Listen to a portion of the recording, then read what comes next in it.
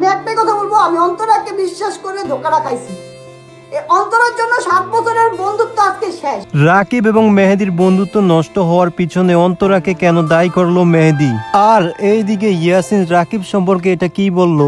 তো আমি একটা কথাই সবাইকে ক্লিয়ার করে বলতে চাই, সে আমার আপন মামা না। তো চলুন বন্ধুরা ভিডিওটি শুরু করা যাক। সম্পূর্ণ ভিডিও দেখলে সবকিছু বিস্তারিত ভাবে বুঝে যাবেন। তার আগে বন্ধুরা ভিডিওটিতে একটি লাইক এবং চ্যানেলটিকে সাবস্ক্রাইব করে দিবেন। তো বন্ধুরা, সম্প্রতি ইয়াসিন হুসাইন মেহেদি হোসেনকে রাকিব যে থাপ্পড় দিয়েছিল সেই ভিডিওটি সোশ্যাল মিডিয়ায় আপলোড করে দেয়।